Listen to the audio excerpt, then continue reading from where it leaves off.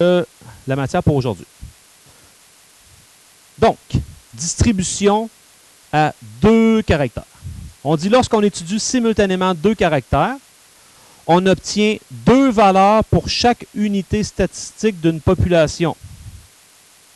Alors là, ici, je viens de parler de caractères et je viens de parler de unités statistiques. On les reprend juste en dessous. Ce sont des termes importants.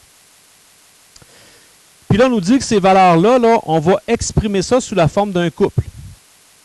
Comme mon exemple de tantôt. La température extérieure, le nombre de clients à la crémière. Ça fait des couples pour chacune des journées. Puis là, on dit l'ensemble des couples, ça va constituer une distribution à 2 caractères, qui ultimement, comme Élie a dit, va devenir un nuage de points. Exemple. Mon exemple ici, on considère la mesure du pied droit et la taille, la grandeur, de chacun des joueurs d'une équipe de basketball. Ces 2 mesures sont inscrites dans le tableau suivant. Donc là, je n'ai pas donné de nom à chaque joueur, je les ai numérotés. Par exemple, le joueur 1 jusqu'au joueur 12. Puis là, bien, il y a des mesures qui ont été prises. Son pied mesurait 27,5 cm, lui, il mesurait 178. L'autre, son pied mesurait 26,5, 179. Avant de faire quoi que ce soit, on aurait peut-être tendance à dire, ben, il y a risque d'avoir un lien entre les deux. D'habitude, plus tu as de grands pieds, plus tu es grand. Puis, ultimement, on pourrait dire, ben là, quand ça va venir le temps de faire des commandes, ben, on pourrait y aller avec la grandeur des joueurs puis anticiper à peu près pour la prochaine année, pour notre fournisseur, qu'est-ce que ça prendrait à peu près comme grandeur de soulier. Élie?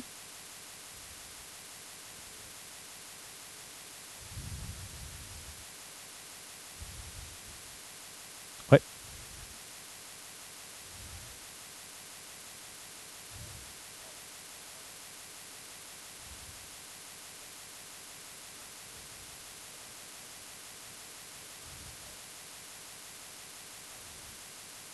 On va le voir dans à peu près 5 minutes.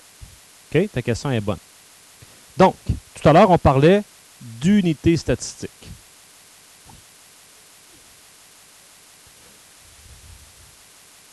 Ben, c'est sûr que tu vas te baser sur une des deux. OK? Mais en même temps, ici, l'ordre, pour l'instant, dans ce tableau-là, n'a pas vraiment d'importance parce que c'est un tableau qui regroupe des données puis des couples. Fait que là, il faudrait qu'on décide soit qu'on ordonne les X, les autres les suivent, ou on ordonne la taille, puis les autres les suivent. Mais tu vas voir de la façon de compiler ça, ça va s'ordonner. Donc, l'unité statistique, c'est très global. Ça porte sur quoi globalement? Ben ici, ça porte sur des joueurs d'une équipe de basket.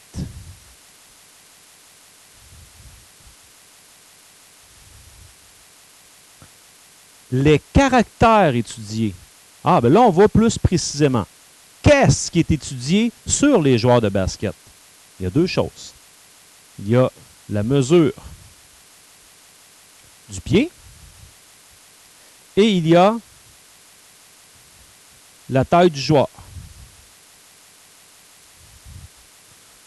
C'est important de comprendre la différence entre caractère plus spécifique et l'unité statistique, ben c'est sur quoi qu'on étudie les concepts. Puis là, ben, on comprend que, comme on a expliqué tout à l'heure, ça signifie que l'ensemble des coupes qu'on a dans le tableau, on sait que ça va être sous la forme mesure du pied, puis virgule, l'autre valeur, ça va être la taille. Puis là, on pourrait se questionner.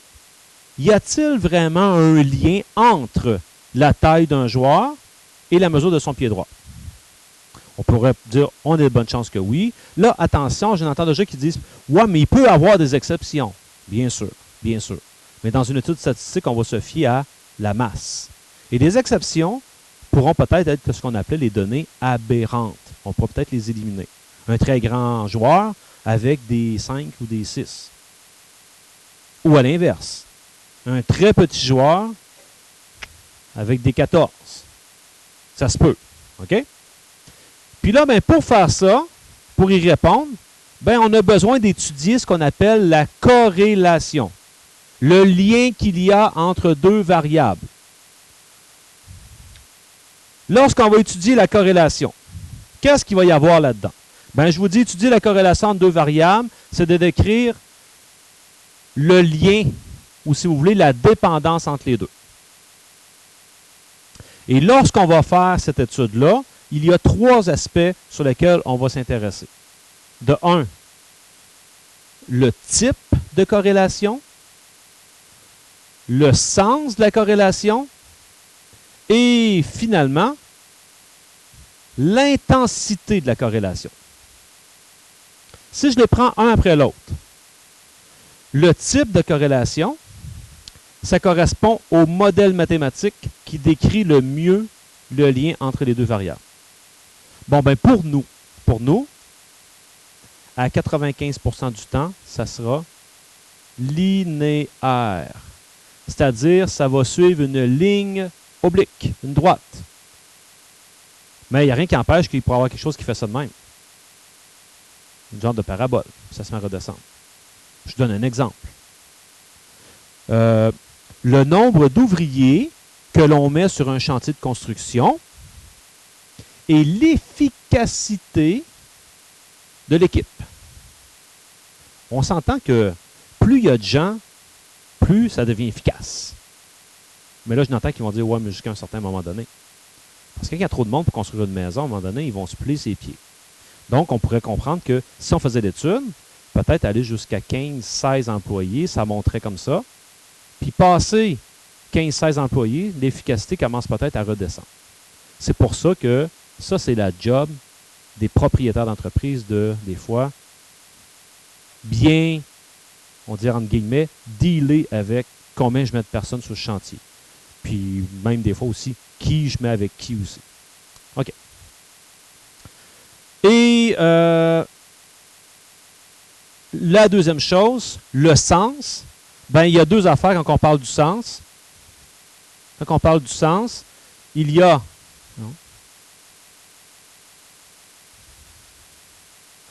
positive ou négative. Ben, je l'ai mis tout de suite en dessous.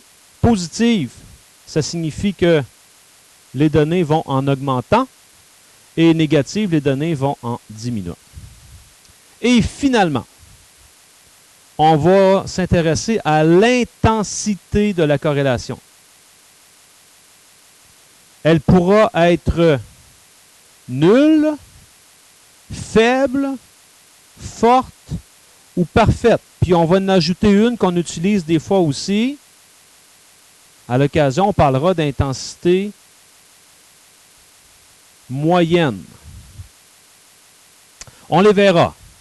On comprendra que plus une corrélation est forte, plus les données sont concentrées autour d'une droite. Puis vous comprendrez que si je vais faire des prédictions, plus la corrélation est forte, plus mes prédictions risquent d'être justes. Exemple, ici on va s'intéresser juste à voir si on a compris, ça monte-tu positif. Est-ce que ça va en croissant, c'est-à-dire positif, ou ça irait en décroissant? Je donne un exemple. La première, je vais la faire pour vous. Le coût d'entrée à un spectacle et le nombre de spectateurs. D'habitude, et j'ai un exemple à vous donner, Patrick Huard, son dernier spectacle d'humour. Lui, il a décidé qu'il allait mettre son prix de billet super élevé. 85$ du billet. Parce qu'il se disait, les gens vont venir. Finalement, c'était un flop. Son prix de billet était trop élevé. Donc, normalement, dans un spectacle, plus le prix du billet est élevé, il risque d'avoir de moins en moins de personnes qui y vont. Là, je ne parle pas des super spectacles là, au Centre Bell que tout le monde veut absolument aller voir, même si c'est 300$ du billet. Là. On ne parle pas de ces exceptions-là. Règle générale. Donc ici, pendant que ça augmente, ça diminue. Donc, on parle ici d'une corrélation négative. Les dépenses en publicité et le volume des ventes, selon vous, ça serait-tu positif ou négatif? Positif. Vous n'avez juste à penser à McDo. Quand ils ont décidé de vouloir vendre du café pour concurrencer Tim Hortons, hein, ils en ont mis de la publicité. Puis on commence à en avoir de plus en plus. Les gens en achètent. L'altitude et la température.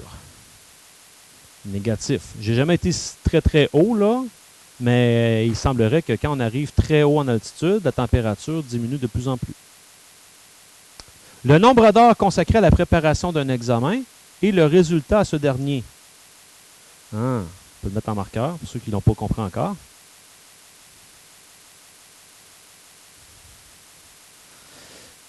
Le nombre de paniers de balles de golf frappés et le nombre de coups pour un 18 trous.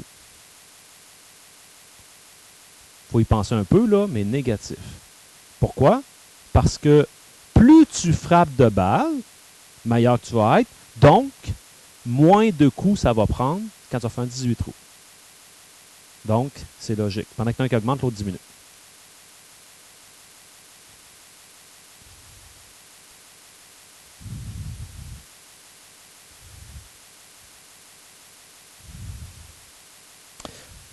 Donc, les modes de représentation d'une distribution de caractères. Je m'approche de... C'est qui me disait que c'était pas ordonné, c'est toi? Puis toi, tu disais, ça va prendre un nuage de points à la fin. Bien, il y a une façon de prendre toutes nos informations.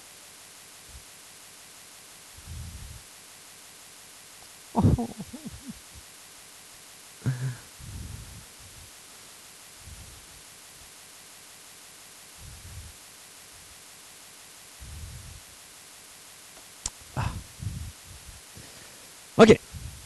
Il y a une façon de prendre toutes les données, puis de organiser le tout pour que je puisse vraiment prendre ça et là, m'en faire un graphique.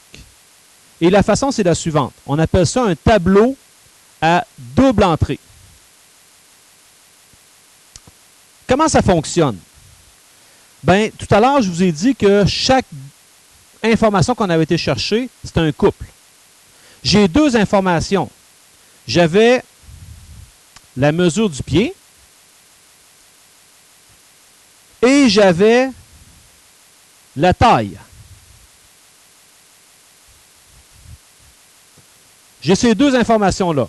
Là, pour répondre à la question de Illy, j'ai regardé la mesure du pied. Globalement, la plus petite valeur de la grandeur de pied, c'était 24,5.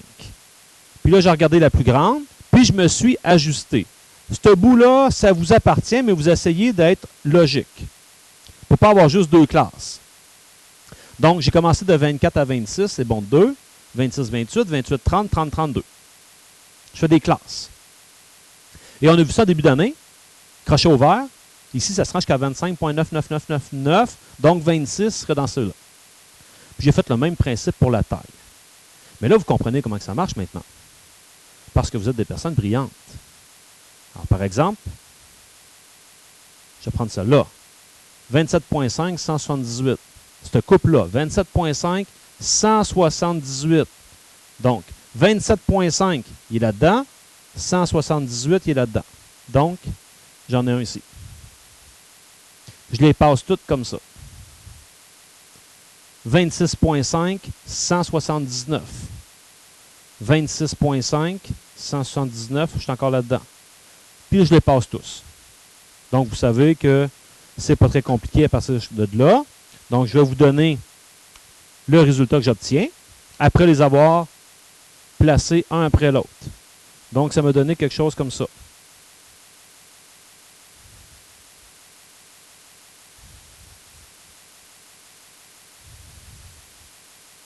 Je suis arrivé à ça. Là, au même titre que lorsque vous prenez une série de données qui ne sont pas ordonnées et que vous les ordonnez, j'ai tout le temps dit, arrêtez-vous, faites le décompte. Est-ce que vous les avez tous? On avait 12 joueurs. Vous n'êtes pas obligé de tout les calculer comme ça. Je vais vous montrer qu'il reste 2 colonnes à remplir. Il me reste cette colonne-là ici à remplir, ainsi que elle. Et vous allez voir que je vais arriver à ce que je veux. Par exemple, entre 170 et 175, j'en ai combien là-dedans? 3. J'en ai 3 ici. J'en ai 4 sur cette ligne-là. J'en ai 2 ici. De la même manière, entre 24 et 26 cm pour le pied, j'en ai 2. J'en ai 4 ici. J'en ai 5 ici. J'en ai 1 ici. Quel est le total de cette colonne-là? 3 plus 3, 10, 12. Je vérifie dans l'autre sens. Ça fait aussi 12. Ben, ça confirme que je suis correct, j'ai tout le monde. Et c'est un tableau qui parle beaucoup, parce que si on s'intéressait à savoir, dans cette équipe-là, combien il y a de joueurs dont la grandeur du pied est entre 28 et 30, ben, bang, tu l'as, il y en a 5. Puis il y a combien de joueurs qui ont entre 28 et 30 et qui ont une grandeur entre 180 et 185, tac, tac, tac, t'en as 4, c'est réglé. On appelle ça un tableau condensé, à double entrée, parce qu'on rentre les deux en même temps. Je prends ça, et là, je vais pouvoir bâtir mon nuage de points. Alors, le nuage de points se fait directement avec le tableau à double entrée. Bien sûr, l'une des variables est associée à l'axe des X. Ça, les abscisses, c'est les X. Et l'autre est associée à l'axe des ordonnées, c'est-à-dire les Y, comme tout graphique.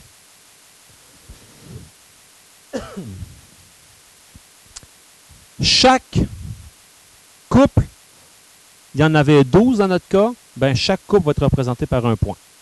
Dans mon exemple tout à l'heure de la crémière avec les journées, si j'avais fait 300 observations, j'aurais dans mon nuage de points 300 petits points. En passant, ceux qui sont habiles avec le logiciel Excel, Excel peut vous faire des nuages de points comme ça. Tu prends tes données, il prend tes données puis il te fait ça. Et la corrélation est dite linéaire lorsque les points tendent à former une droite oblique. C'est ça qui va se passer avec nous. Bon, ben ici, j'ai mon graphique. Quand je vais voir mon tableau à double entrée, l'axe des X, là, mettons celui-là qui était horizontal, j'avais la mesure du pied. Donc ici, je vais venir identifier que ça sera la mesure du pied en centimètres. De la même manière, en Y, on a la taille. C'est en centimètres. Puis là, ben, je vais prendre directement ce qu'il y a dans mon tableau. Ça a commencé pour les pieds à 24. Puis on a fait des bonds de 2 à chaque fois. Alors, plus ça commence à 24, ce que tu mentionnais, le début du graphique, je n'ai pas de besoin, je fais une coupure d'axe. Et je commence à 24. Et comme chaque graphique que vous avez à faire, vous vous organisez pour aérer votre graphique. Ici, j'ai vérifié, je peux y aller à tous les deux espaces comme ça, de telle sorte à avoir 26, 28, 30, 32, 34. Et je fais la même affaire avec mon axe vertical. J'ai aussi une coupure. Et pour l'axe vertical, ça commençait à 170, puis c'était des bonds de 5. J'ai pu faire encore une fois à tous les deux espaces. 175, 180, 185, 90, 195.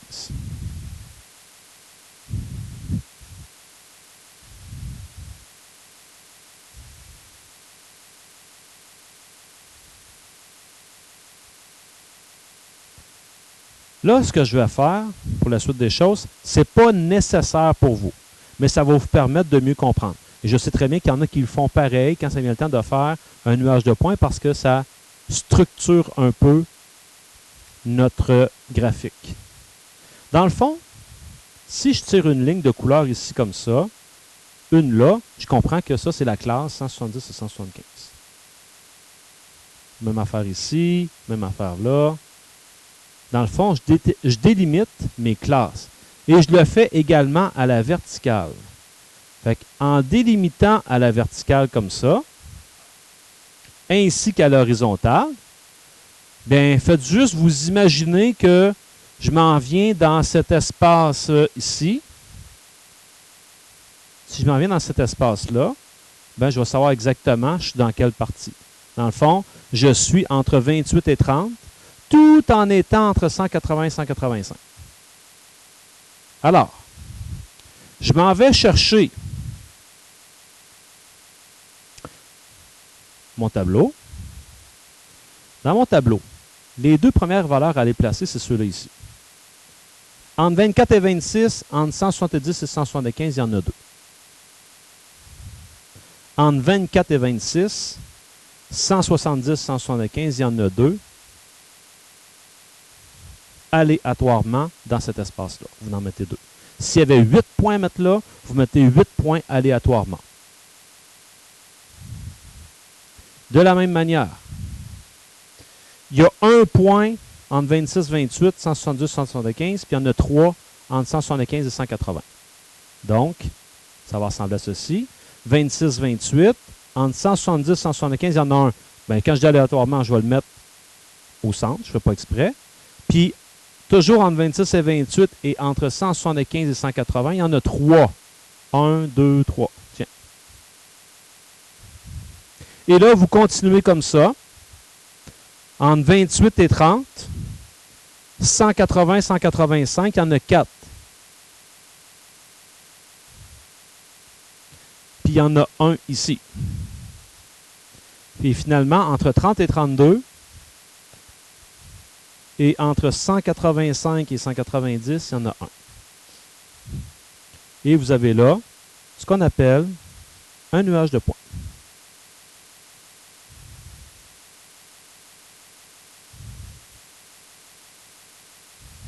Est-ce que ça va pour la construction? C'est bon. Regardez la question qu'on peut se poser en dessous. La question est ici.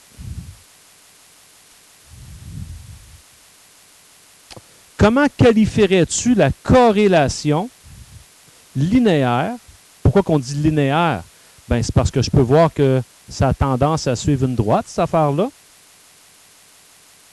que tu viens de représenter. Pour l'instant, vous n'avez pas une grande idée de ce que c'est. Si tu fort, si tu moyen, si tu faible, c'est comment la qualifier. Je te dis, va voir la page suivante. À la page suivante, je vous ai mis là l'ensemble des possibilités qui peuvent se présenter. En fait, ce n'est pas toutes les possibilités. Une idée de l'apparence. Puis plus vous allez en faire, plus vous allez avoir de millage, meilleur vous allez être. Alors, ça peut ressembler à ceci. Je commence par parler de ceux qui sont positifs. Pourquoi? Ça va montant, en montant, en montant. Et les négatifs, ils vont tous en descendant. Bien, regardez, on parle de faible, moyenne, forte et parfaite. Parfaite, c'est pas compliqué, ça suit une droite. Puis, plus je m'en vais vers la faible, plus les données, les points sont dispersés. Et quand il n'y a vraiment pas de tendance, comme la dernière ici, on parlera de nul. Alors, quand vous regardez ce qu'on a trouvé versus ce qu'on a comme référence ici, selon vous, ça a tendance à être quoi? Forte. Excellent. Positif. Il faut le préciser. Donc, on pourrait conclure ici en disant que, comment on la qualifie? Elle est forte et positive. Voilà. On va s'arrêter ici.